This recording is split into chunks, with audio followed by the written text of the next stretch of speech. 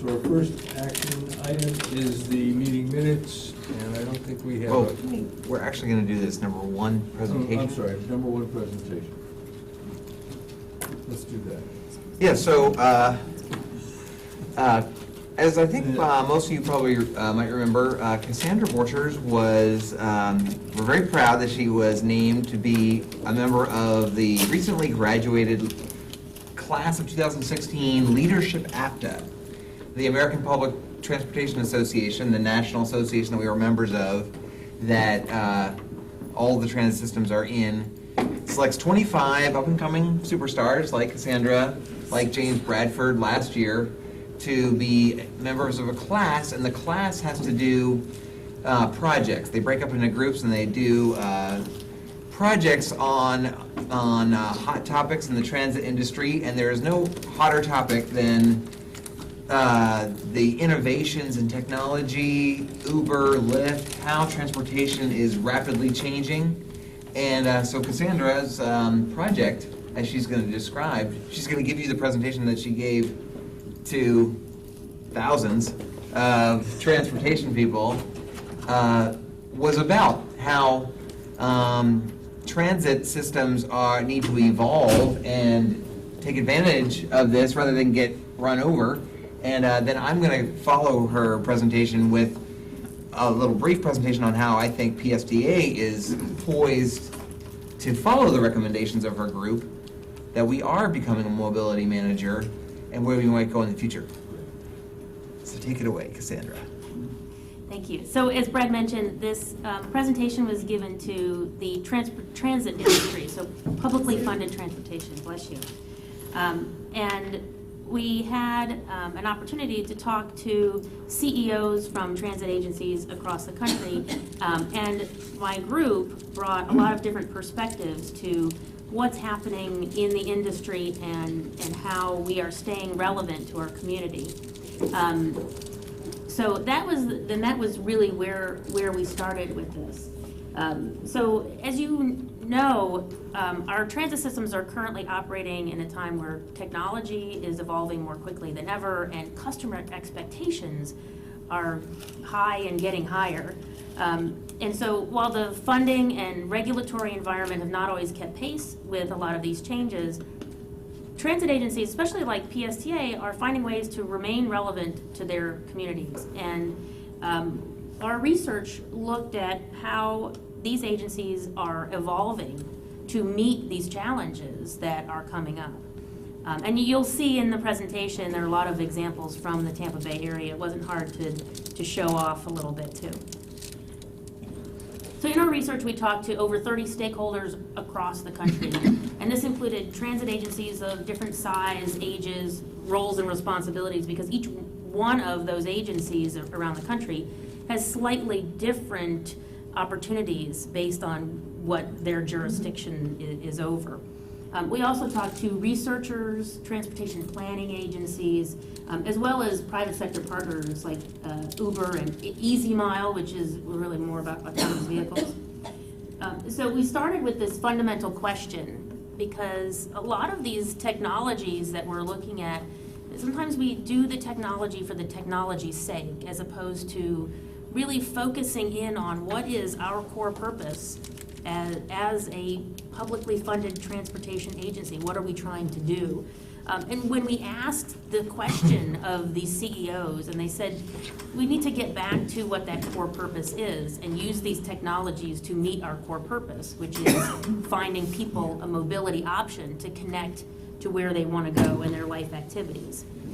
But when we asked follow-up questions about how each agency was doing this, how each agency was staying relevant to their community, that's when we started to get some different answers. But we did find 4 prevalent themes in the answers. And so as I walk through each one of these themes, you'll see that they not only interact with each other, but they really intertwine. And so they're not really separate plays, or if we have a football theme for our new playbook for transit. But our first key play or strategy in our playbook is our role as a mobility manager, and that is integrating all of the opportunities for people to get around together. The interoperability of ticketing was really a hot topic in this. And it really is the first step to being sensitive to what the rider needs as a consumer. And so Ride KC is a really good example of how multiple service providers came together from a branding perspective. So they each still operate separately, but they collectively are Ride KC. And they created a universal fare structure to reduce the hurdles from using the system. And then I was also able to show off the Tampa Bay area doing the same thing with the Flamingo universal fare app. So the next wave of integration is with multiple modes, and you see we're doing this already, but with bike share and car share and the rise of TNCs, transportation network companies, transit agencies are finding ways to go beyond the traditional park and ride. In their largest markets, Lyft told us that 20 to 25% of their trips begin or end at a transit station. And we know about examples like Dallas or Atlanta, where they have expedited links from their mobile ticketing app to Uber, but this still requires a separate app and a separate account. And really, the next step in putting this all together is having a singular application that would have consolidated information, so about your trip, about real time, your trip planning, and a single payment system, so that agencies can offer that complete trip solution and give the consumers the flexibility that they're seeking. But this also requires some new and innovative partnerships, which is really the next theme and the next play in the playbook. And we found that transit has moved beyond traditional phases of ignoring the competition or fearing the competition, and now are partnering with these new opportunities and new TNCs. So the other private sector operator partnerships, Orange County Transportation Authority is using Lyft for their paratransit. We're doing our TD late shift with United Taxi, Uber, and all of our other partners. DART is partnering also with Uber at rail stations with no fixed route service. And I don't know if we were able to talk about HART's partnership with Megabus. So Megabus has a route that comes in from Orlando, Miami. It has a stop out in eastern Hillsborough County, and riders can get on that Megabus with their 31-day pass from HART. And so it's a great partnership to leverage the capacity that's in the system. The other innovative partnerships were related to funding as well as land use and real estate and economic development. So the Tampa Hillsborough Expressway Authority is looking at options to do bus toll lanes, which means that they're going to they would like to partner with transit agencies to help with the capital funding of new tolled facilities and then translate that into operational funds for the bus service. And LA Metro has done this. They converted HOV lanes into toll lanes and then use the toll revenues for the transit in that corridor, and that helps use the capacity and relieve the congestion in a really effective way. We use the Port Authority of Allegheny County as an example of an agency that's partnering with local communities to help with economic development and really connect into that land use side of the equation. But all of these partnerships are getting more frequent, they're getting more in depth, and technology is really driving this. So our next theme is that technology advancements, and really leveraging that technology to, again, meet our core purpose. So we are at the forefront of those technological changes, but all the agencies felt like the risks had to be calculated. We had to use this to overall improve the efficiency and effectiveness of service delivery, and not just do technology for technology's sake. So new fuel alternatives was probably one of the most prevalent concepts in this technology advancement. Hydrogen fuel cell, battery electric, and charging electric were a lot of the new alternative fuel sources that are quickly becoming adopted across the country. Antelope Valley Transit Authority, which is in the northern part of the LA metro area, sort of in a more rural area, has already made a public commitment to going fully electric by 2018. And then Foothill Transit, also in Pomona, in the LA area, has also made a commitment to go all electric. And so that was some ideas that people had. The Sunline out in Palm Springs is working on hydrogen fuel cells and partnering with Rio Hondo College to create an area of innovation on new fueling technologies. Autonomous vehicles is also a very hot topic right now, and they are working on this in Pittsburgh, Austin, and Contra Costa County. Contra Costa County may be the first to have an autonomous vehicle operating for public transportation outside of the Harborview area in Washington, D.C. So some agencies really had some reservations about doing this and how it would make the personal vehicle more attractive. But other agencies saw this as an opportunity to complete the transit networks and attract new ridership, really challenging that personal vehicle ownership concept. But when we talk about staying relevant, it doesn't always take the big flash to stay relevant to your community. And sometimes staying relevant to your community can come in a very simple form. And we found that some agencies are doing this through access to fresh foods or medical services, or in the case of Lafayette, Indiana, providing daycare service. So again, Sunline in Palm Springs, California, is taking one of their old transit facilities and using it as a community center so that their riders can have access to doctors and dentists at least once a month, have like a little health fair. And then you see the access to fresh foods, farmers markets in Atlanta and over in Tampa. But all of this is about the balance. You have meeting the core objective, taking care of what you have, the state of good repair issues, making sure that we are buying new buses, that we're repairing our facilities.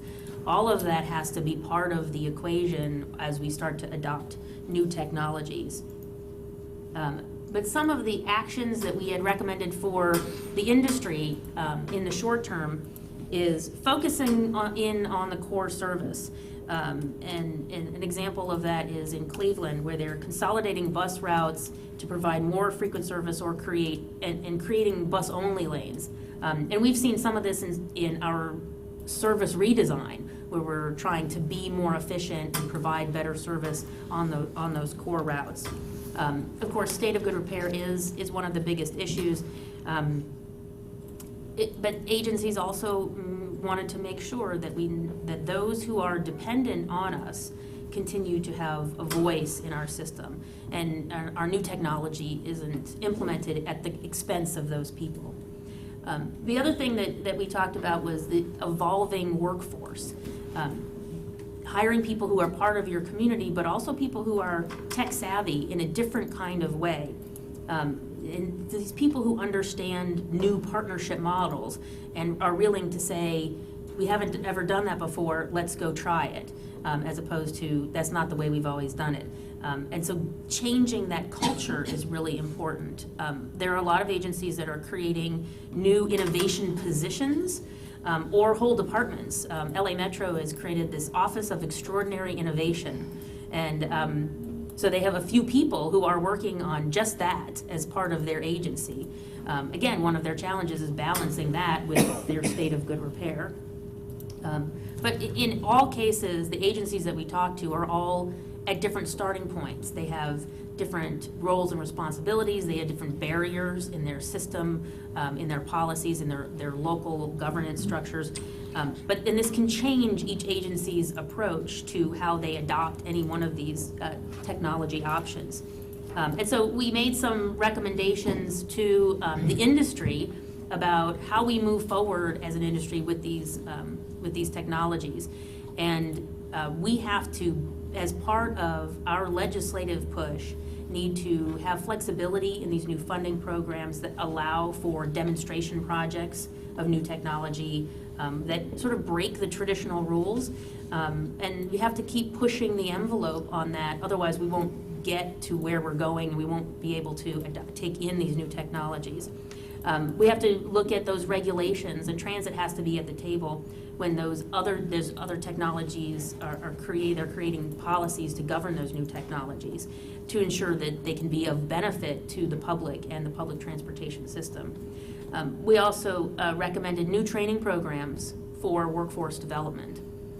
Again, changing the thinking so that we can be innovative and adopt these new technologies and think outside of what we're normally doing, so that we can push the envelope on partnerships.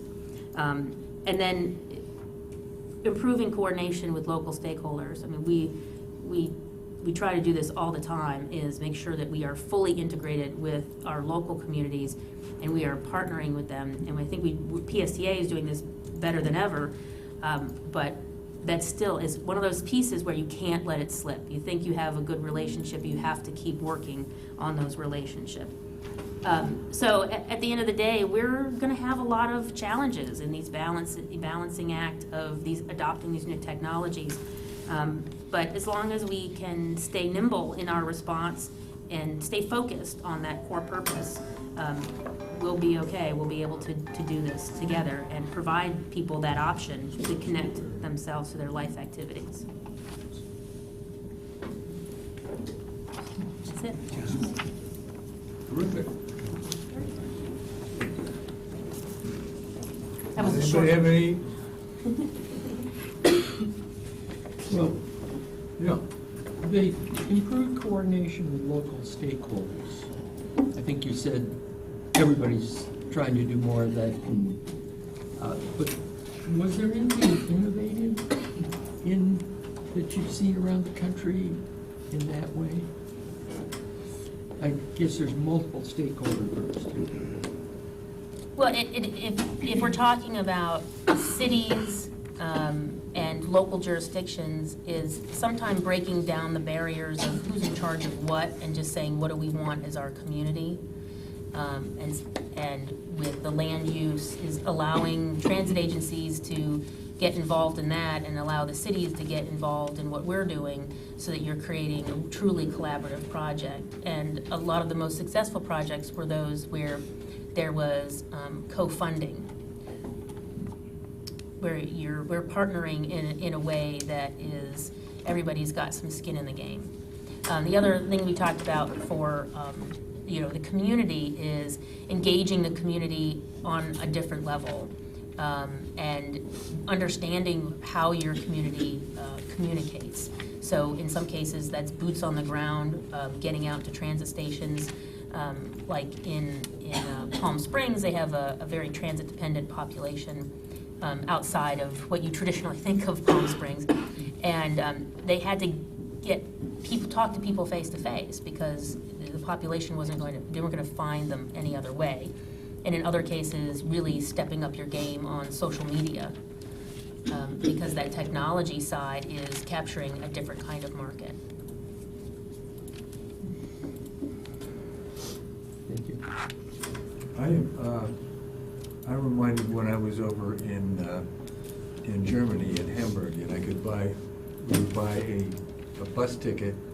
And we took that, and then we went into town, and then we took the subway, and then we went down to the river, and we took the barges, or the boats up and down the Elbe, and it was all on one ticket. So maybe at some point we'll be able to do the same thing here with everybody what do we have, the ferries are going back and forth and everything. It would be on one ticket.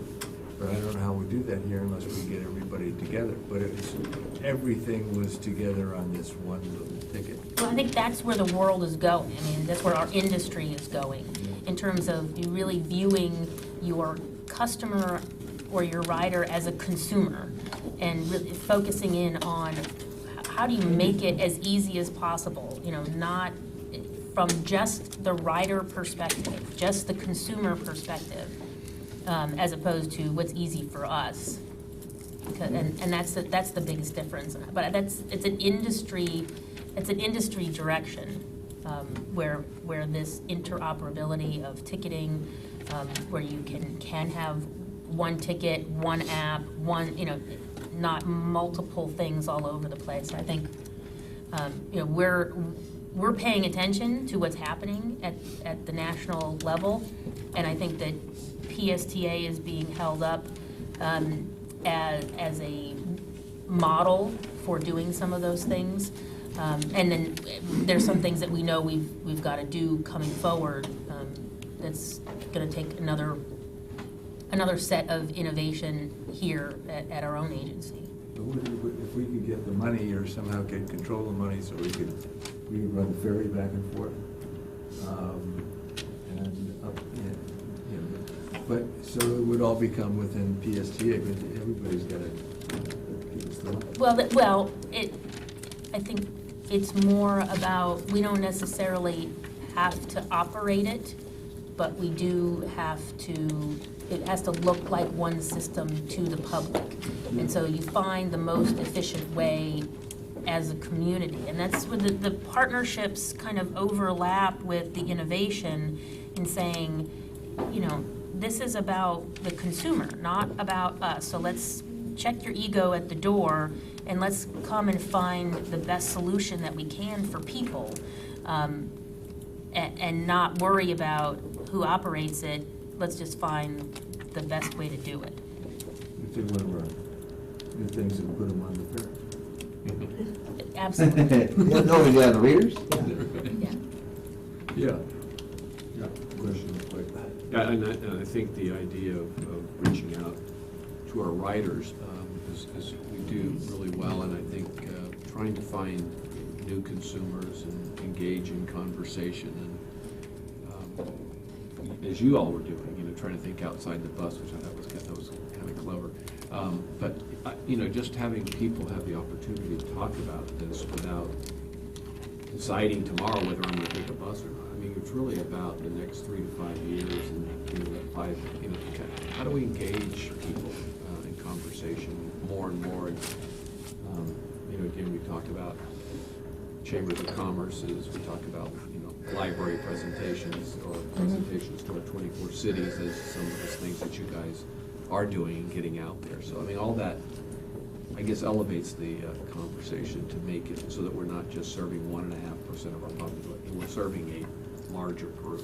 Well, the people's use of transportation is changing, and it might mean a different way for us to think about how does a public transportation agency give people what they're looking for, and not just think it's about the bus.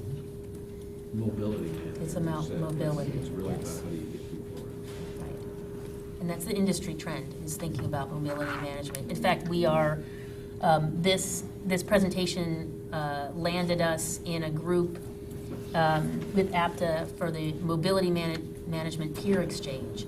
And so we are sitting around the table with agencies like MARTA and DART and Kansas City and a few others, and talking about the innovative programs and being honest about what's working and what's not working, so that we can, we can move the entire industry forward. But we were invited to, that was an invite-only group, and we were invited because of our innovation with our partnerships with Uber, and then also, getting mentioned in presentations at national conferences. Thank you. Bill's got a question. Oh, sure. One of the innovations that isn't technology, but it's land use integration.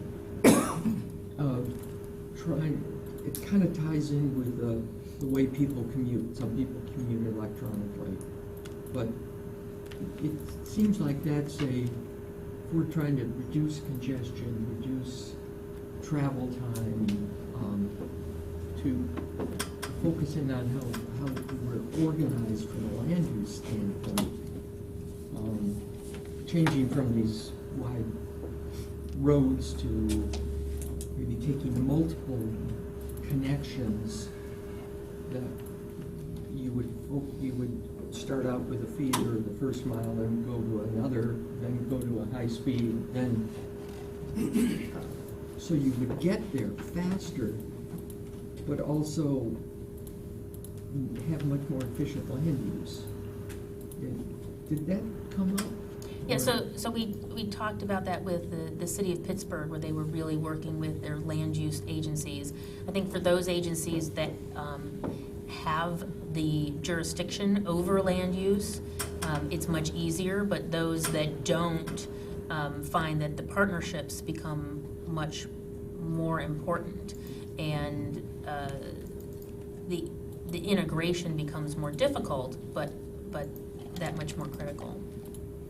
But we did talk about that with Pittsburgh, where they're looking at some of their downtown and East End neighborhoods to find ways to better connect with transit and then also revitalize those areas. Mr. Chair, my presentation actually dovetails with exactly what you're talking about. It's sort of taking what Cassandra's group learned and recommended from a national level and describing how we are trying to model that here at PSTA. And in the interest of time, today is National Teach-In Day. What's it called? What's it called? Great American Teach-In. And some of us, including myself, are trying to do what Cassandra just said. I have a whole presentation to give to fifth graders on how they need to adapt this new emerging technology and world. Coming up later. So let me quickly go through this, and then we'll get on to the planning committee, if that's okay? Yes, I have one quick question for Cassandra, and that is, were any of the other actors in your group in a similar situation to what we have, where we're a multi-jurisdictional and multi-county, and so we have a lot more players, and it's harder to get things done because there are so many decision-making groups? Some of the people that we interviewed my teammates were in much smaller agencies, or in a single county agency. And then one of them worked for LA Access, which is the paratransit operator for the entire LA metro area. And so they're working over multiple counties and 10 million people, and they probably have the biggest challenges for interjurisdictional work. One of my other teammates was from Alexandria, Virginia, so outside the DC area, one of the smaller agencies, in trying to work with WMATA in Washington. And then there was a woman from OCTA, Orange County Transportation Authority, which is multimodal in that they operate the toll facilities as well as transit within Orange County in the LA metro area. But everybody's got that challenge of multi-jurisdictional discussions. We're 30 years behind because of this, and it's a real problem. Well, an example that we talked to the CEO in Kansas City, and he's blind. And Robbie got the job as a CEO because he became an advocate for paratransit users trying to get from one county to the next. And so you'd have to stop at the Johnson County line and get on a different system. Absolutely ridiculous. And so he's put these things together so that people can use it more easily. But it does take time. Okay, thank you. So, since Cassandra had the football analogy, I of course had to put up hockey. But this is a discussion about where we are going, and you all know, let's someone reminded me last night, that's why I put this slide in. Wayne Gretzky said why he answered the question why he was a great hockey player was because he goes to where the puck is going to be, not where the puck is. And that's what PSTA is being known for. As Cassandra said, we're being recognized across the country of being maybe a smaller than these gigantic transit agencies, but one of the most innovative, forward-looking groups. So we've gotten a lot of great recognition for our partnerships with Uber, but what is next? Where is the industry going next? Some of my colleagues believe public transit is going downhill, and some folks that I respect say within 25 years, transit will be eliminated. I don't necessarily share that, but the world is completely changing. As Cassandra and her group identified, we have to be looking at what is next. And we are. PSTA is still pushing the envelope on ways in which we're looking to the future. And you've just discussed, and Mark, you described what you had in Europe. They're ahead of us on this, so this is not our own invention. But this idea of looking at the customer as a consumer of transportation, not just our bus riders, but all people in Pinellas County as consumers of transportation, they have to answer 3 questions: where you're going, when the vehicle is coming to get you, and make sure it's totally easy to pay. Where you're going completely has changed for all of us, non-riders, riders. There's no paper maps in any of our cars anymore, I don't think.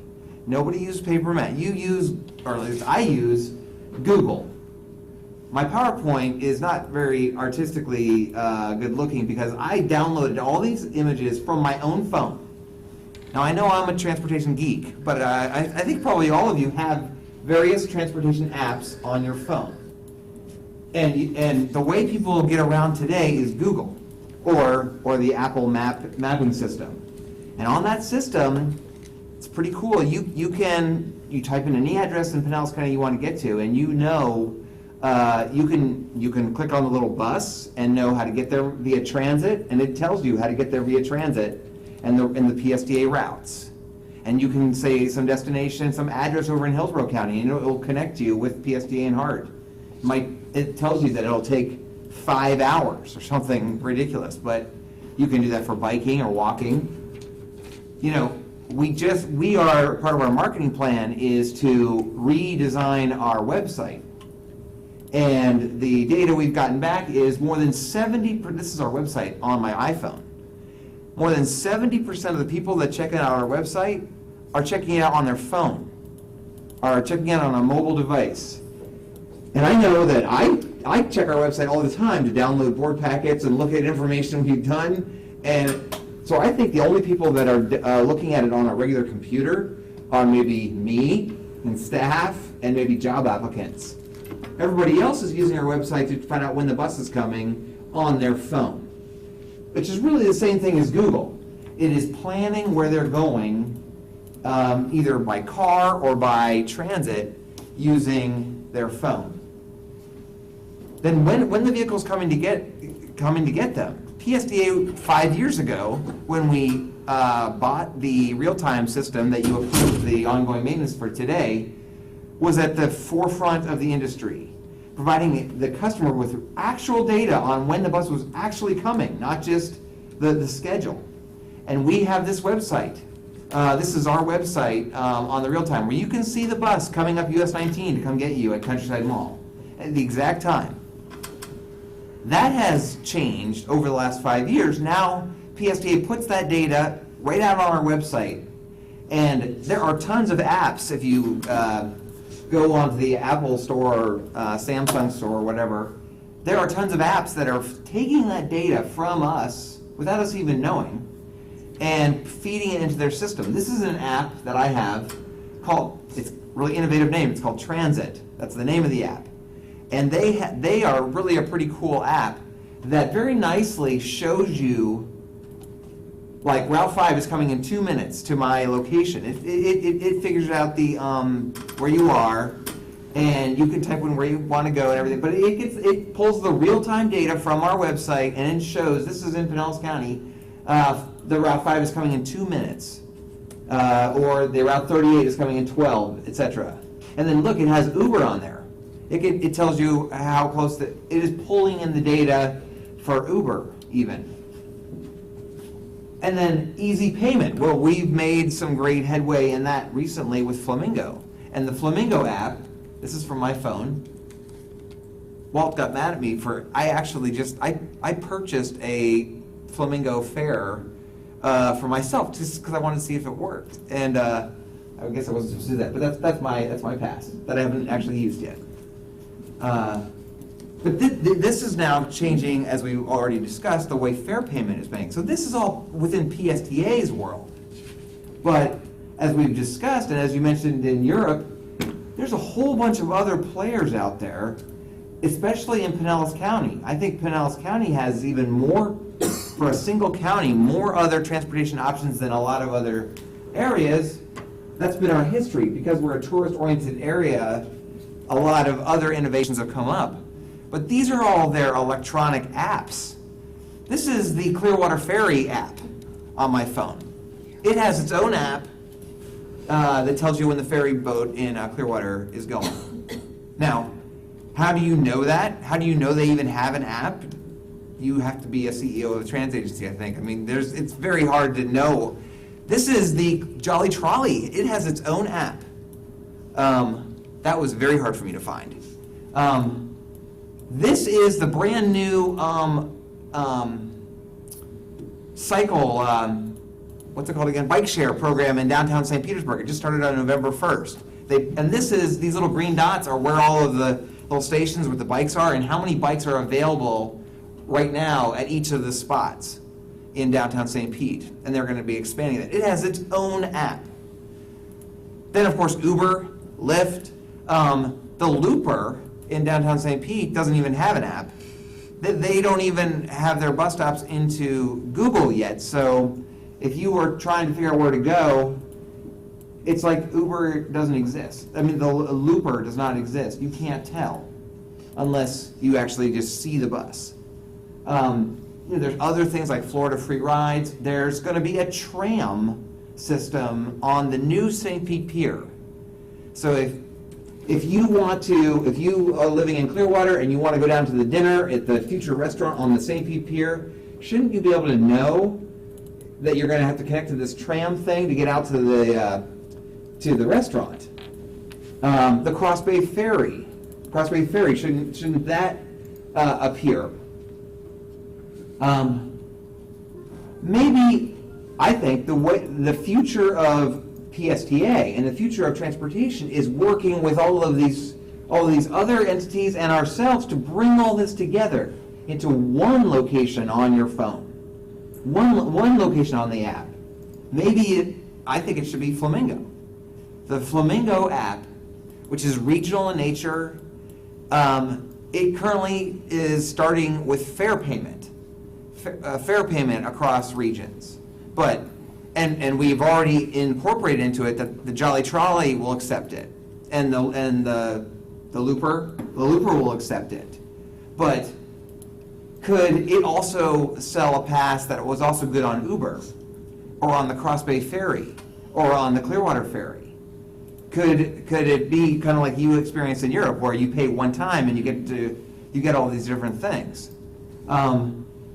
It also doesn't have real-time information, but is that the one app where it would pull in the Google data or that transit information so you would know all the different options? You would know, okay, the ferry is coming in 20 minutes, but I can take the bus or I can take Uber there, whatever. Planning your trip, real-time information, all modes, all options under one app. And then there are transit systems, especially over in Europe. Helsinki is sort of the poster child for this. They actually have a government-funded single platform for all their different, they're probably the most advanced, but Chicago and lots of systems are starting down this path. But then you kind of think well, what happens then? I mean, gosh, Google, about 4 years ago now, they wanted all transit systems to give them all of their bus stop data and route data. Google is a, international giant. They created their own language, their own programming language, and they sent out, they had symposiums and stuff, said, we want you into our system, but you have to do what we say. You have to give us the data on your bus stops and your routes in this way, in the Google way. They developed a language on how to speak to them, and now every transit system in the country, if they want to be relevant, and we're working with Looper to show them how to do it, since all of our system is in there, so we can get Looper in there, you have to comply with Google and get onto their system, and then you show up beautifully on their map, on their map that everyone has. I think that's sort of the concept that PSTA as an organization can become. We sort of define how the information gets to the customer, but it doesn't. We don't have to run everything. We don't have to take over the Jolly Trolley and the ferry, and who knows what's going to come. There's going to be a cable-propelled transit, according to Clearwater. There's going to be a gondola. There's going to be, I don't know, Jetson drones that take us up and down US 19. Who knows? But maybe we can become sort of a clearinghouse to that. That they will say, oh, the only way I can get out to the customer is if I get onto the Flamingo app. I will give PSTA my data, my information about my transportation mode in the Flamingo way. Then it sort of becomes a PSTA as a transportation provider to our customers. We become Flamingo. To many, this is down the road, I recognize, but is the PSTA logo really that relevant to people over time? Or do we become the transportation provider? There's starting to be some progress, not very much, and I think PSTA might be one of the first. Start with our partnerships with Uber and Lyft. Say, could there be a program where you buy a monthly pass on Flamingo, say $60, and that would get you bus ridership and unlimited Uber riding, also for one price per month. It then becomes like a subscription, like your transportation. You get all these different things for a monthly fee. I think that is where things are going in the future. It's not going to be easy. It is going to cost us some money in software and integration. Not necessarily integration, and this idea that we would develop a format, and then these folks, every group would feed into it. That gives the lowest cost way to do this, rather than building it from scratch, taking over all these systems. But I think that is sort of the way you will see, as finance committee members or the planning committee will see us heading, is looking at the ways in which we can be more of a mobility manager. As Commissioner Eggers, you always say, trying to find other ways to get more people to have transportation options through us. It doesn't necessarily need to be a bus rider. Or only a bus rider, or a bus pass holder, but they see value in PSTA because we provide, this app that gets them all their transportation needs. I mean, that's really the goal, is how we can best help our citizens of our county. So that's like the long term, but I think that is where we're going. So thank you. Great. Cool. Just real quick, I appreciate the presentation, Brad.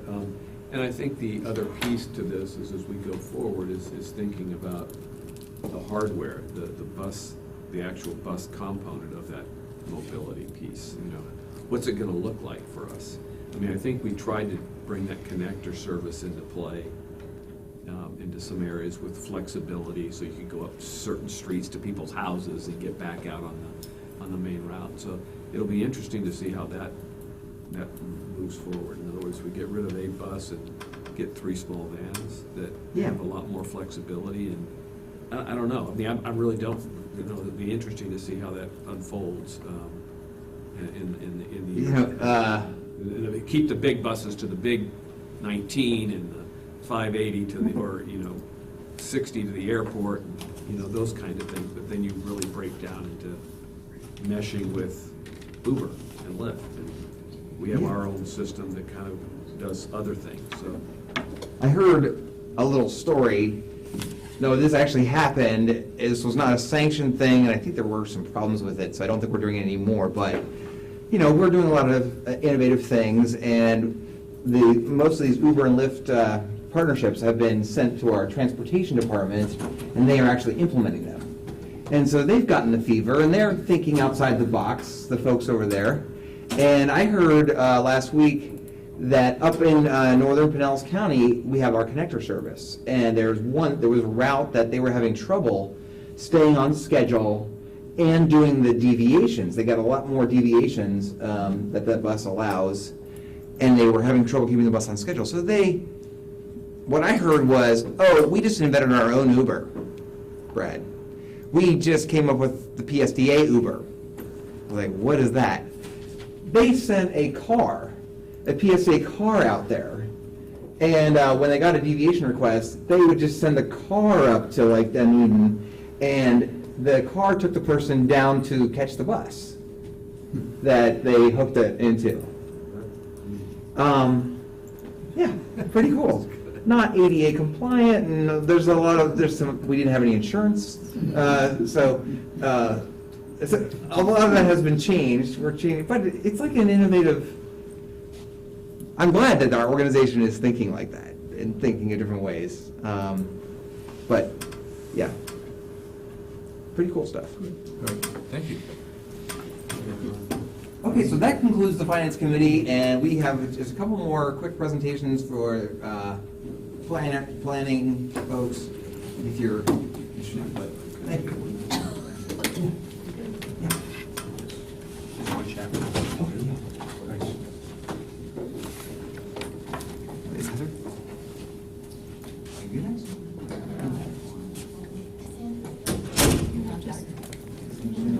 Okay.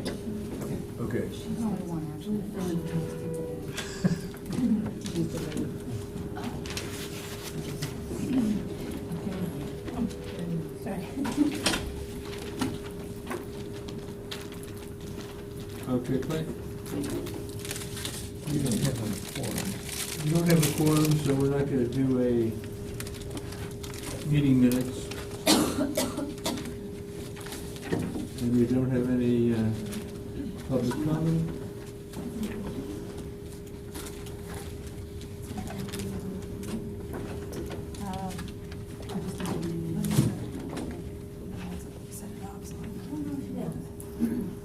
So I'm going to fill in for Heather because she had to go to the Great American Teach-In. But she gave me her notes, so I think it'll be all right. So I think she's going to pull up the map from the BRT, the Central Avenue BRT project. So last month, we presented a few options to keep the alignment going to St. Pete Beach, where it has the greatest potential for success.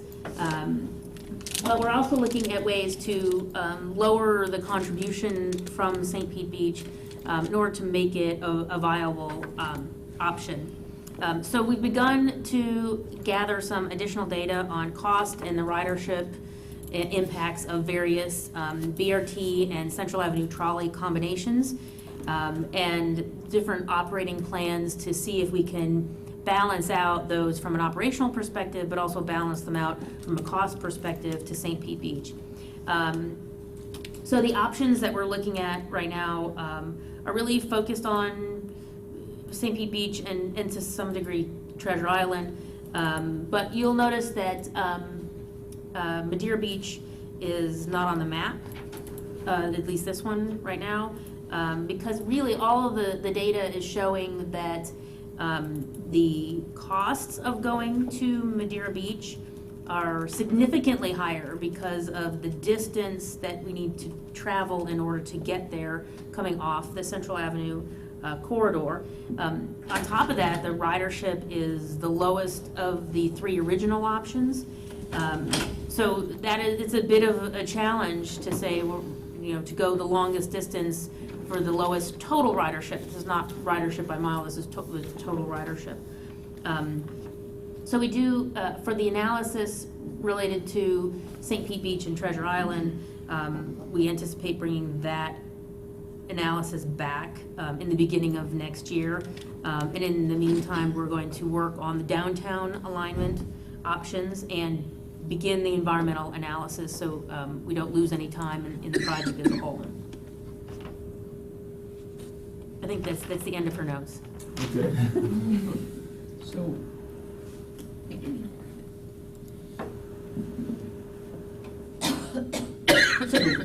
are you still going to be coming back to us with some ridership numbers for the various sub-stops along the way? So on this, with this alignment, this general alignment, we are looking at different operating scenarios and different endpoints within St. Pete Beach. And so we are running those through the travel demand model to come up with some ridership estimates based on those different operating plans and the different endpoints. Yes, we're also running the model for Treasure Island and even Madeira Beach. At your January committee, and then the goal is by the January board meeting, we would have all that data. We would present that to you. The PSTA board could make an assessment of the data and recommend what I think is going to be either Treasure Island or St. Pete Beach as the most cost-effective, best alternative. That's the first sort of decision point, would be the PSTA board making a decision based on the data. Then we would, we would share that information, of course, with St. Pete Beach, but what I've told them is they may not have a say. If Treasure Island looks to work out better for us, sorry, but if it doesn't, if it's still a St. Pete Beach that looks like the best option, then we would look at the data, conclude that, and then continue discussions with them. Meanwhile, the consulting team and our staff is working on the other part of the project, which is mainly in downtown St. Petersburg. But I remember you showed me something earlier, showed the amount of ridership that occurred on the CAT going all the way down to the Hurricane Restaurant. Yeah. And just, it's a huge amount of people who go down there or pick it up down there. So I don't see it on here, so how do they get down there? Apparently they don't. Well, no, that's a map only of the bus rapid transit Okay. to the Don Cesar. The trolley does run down all the way down to the Hurricane. Okay. And I've shown that same map, this ridership by stop. Yeah. And I would say that since you all came to the meeting and the perspectives that the St. Pete Beach Commission has, at least the commissioners I've talked to have been really surprised. And have received that information. Oh, I think we do need to keep service going down to Paso Grill. So we're looking at different options, but I mean, they seem to be understanding that there is a good amount of ridership down there. And I don't understand why they don't say just leave it at 75th Street or 175th and leave it there. And let everybody take the up and down.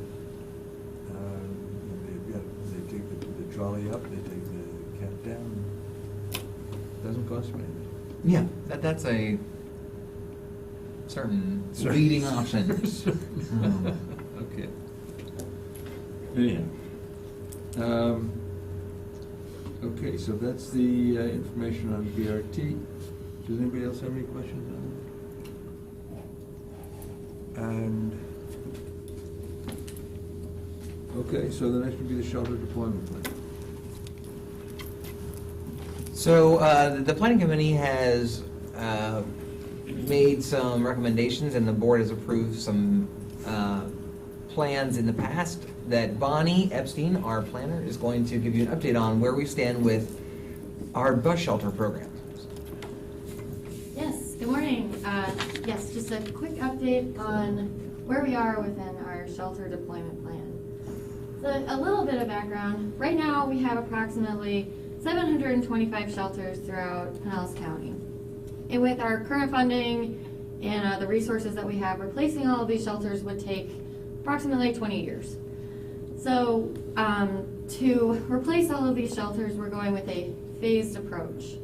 So the first phases of the shelter deployment plan are select stops based on 3 main criteria.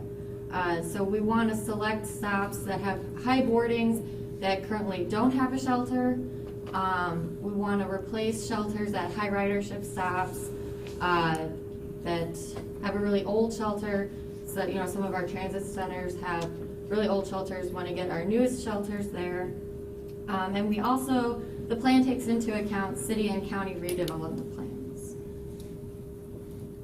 So phase one was approved by the board in December of 2015, and we began installing shelters in February of 2016. The plan, phase one has 41 planned shelter installations. So far, we have completed 30 of these installations, and the 11 remaining installations will be completed after the real-time signs are removed at Pinellas Park Transit Center and Gateway Mall, and the easement agreements are finalized at the Tarpon and Huey location. Mr. Chairman, why are we removing the real-time? So, to replace the old shelters at Pinellas Park Transit Center and Gateway Mall, the real-time signs are very large and they need to be specially removed so that the old shelters can be taken out, the new ones put in, and then the real-time signs put back on. All right. So we're already moving right along to phase two. So for phase two, that began earlier this year with 25 planned shelter installations. So currently we have 12 of those already completed, with 5 more that are ready for installation, and we're just waiting on the vendor to install them. And our 8 remaining are just waiting on permit applications to be finished, the easement agreements finalized, and all of the concrete pads finished.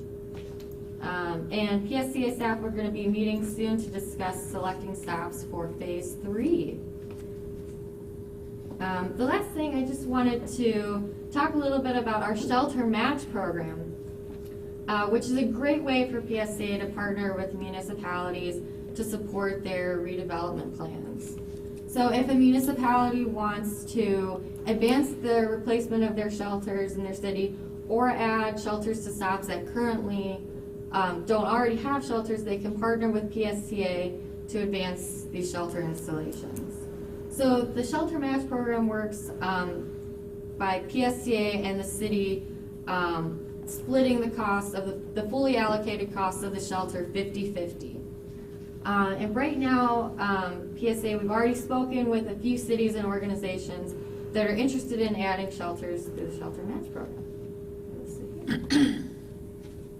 Any questions?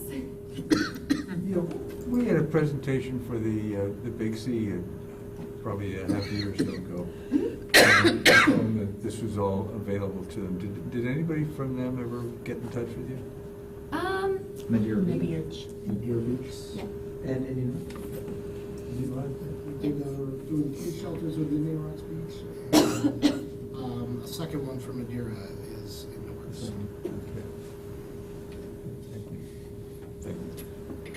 we have a new track member from Largo who is I guess an artist in Largo, and she has done some murals, or a mural. Tanya?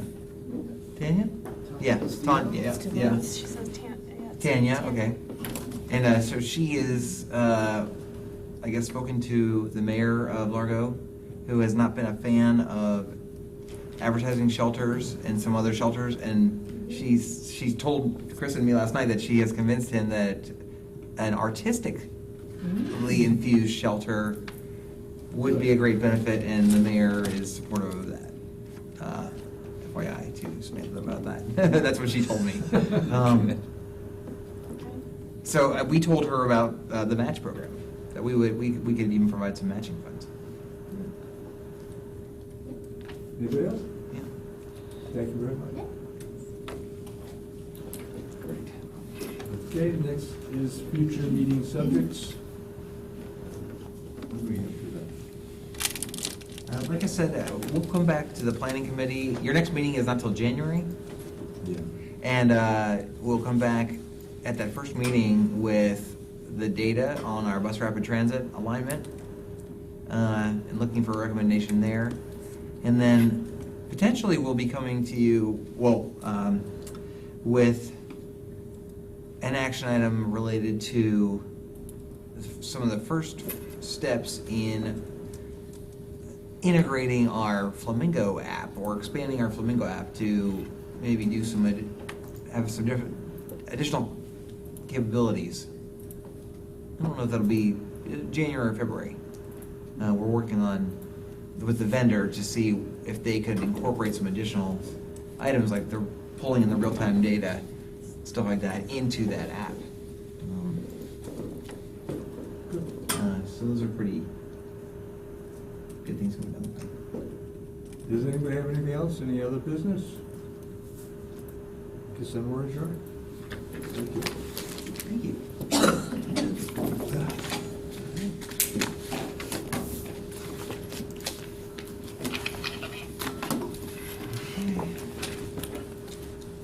Now I gotta go inspire some fifth graders.